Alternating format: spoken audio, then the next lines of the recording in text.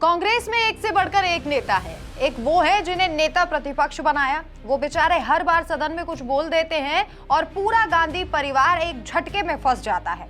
फंस क्यों जाता है? अपनी काली करतूतों के चलते किसी के सामने मुंह दिखाने लायक नहीं बचता। अब थोड़ी बहुत उम्मीद जो है वो प्रियंका गांधी से है।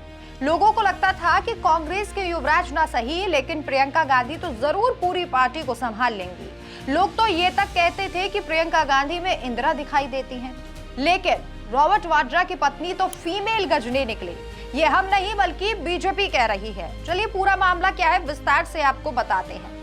देश के प्रधानमंत्री नरेंद्र मोदी इजराइल की यात्रा पर पहुंचे। जैसे ही उन्होंने विदेशी धरती पर कदम रखा, कांग्रेस बिलबिलाने लगी। कांग्रेस नेता प्रियंका गांधी ने गाजा का मुद्दा उठाया और मुसीबत मोल ले ली। बीजेपी ने उन पर जोरदार पलटवार करके उन्हें आतंकवादी संगठन हमास की करतूत भी याद दिलाई।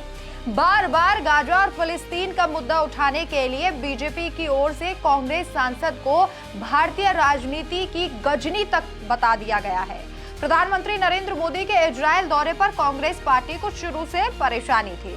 2 दिन पहले ही कांग्रेस ने आधिकारिक रूप से इसकी आलोचना भी की और कहा कि ऐसा करके मोदी सरकार फिलिस्तीन को पूरी तरह से छोड़ रही है, जिसे सबसे पहले मान्यता देने वालों में भारत ही है।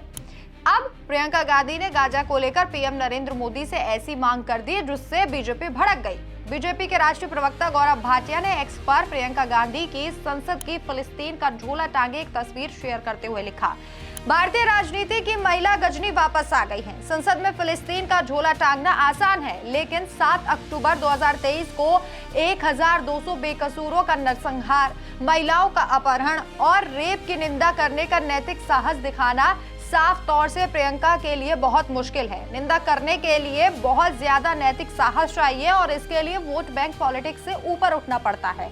आप फर्जी गांधी सरनेम ढो सकती हैं, लेकिन आप में दृढ़ विश्वास और साहस की साफ कमी है। इससे पहले प्रियंका गांधी ने भी एक्स पर पीएम नरेंद्र मोदी की यात्रा पर टिप्पणी करते हुए लिखा था, मुझे उम्मीद है कि प्रधानमंत्री नरेंद्र मोदी जी अपने होने वाली इजराइल यात्रा के दौरान इजरायली संसद को संबोधित करते समय गाजा में हजारों बेकसूर पुरुषों, महिलाओं और बच्चों के नरसंहार का जिक्र करेंगे और उनके लिए न्याय की मांग करेंगे। भारत एक स्वतंत्र देश के रूप में हमेशा अपने इतिहास में सही के लिए खड़ा रहा है और हमें दुनिया को सच्चाई, शांति और न्याय की रोशनी दिखाते रहना चाहिए। अब ये भी समझिए कि बीजेपी जिस गजनी शब्द का प्रयोग कर रही है वो भी आपको बता देते हैं। साल 2008 की बॉलीवुड फिल्म थी गजनी, जिसमें एक कैरेक्टर था जो बार बार भूल जाता था, जिसे शॉर्ट टर्म मेमोरी लॉस था। आमिर खान ने ये भूमिका निभाई थी। बीजेपी ने ये नाम प्रियंका पर इसलिए चिपकाया क्योंकि वो गाजा संकट पर तो जोर शोर से बोलती है, लेकिन हमास के 7 अक्टूबर 2023 के हमले, जहां 1200 से ज्यादा निर्दोष मारे गए, महिलाओं के साथ रेप हुआ, अपहरण हुआ, उस पर पूरी तरह से चुप्पी ले लेती है। अब वो फिलिस्तीन लिखा झूला संसद में वो बैग लेकर पहुंचती है जो सिर्फ दिखावा लगता है, लेकिन जब बात हमास की बर्बरता की आती है तो याददाश्त फेल हो जाती है। प्रियंका गांधी जी इंदिरा की तरह मजबूत बनने का दावा करती है, लेकिन ये सिलेक्टिव आक्रोश और झोला ड्रामा देखकर लगता है कि बस नाम का गांधी सरनेम बचा है, बाकी सब गजनी वाली भूलने की बीमारी हो चुकी है।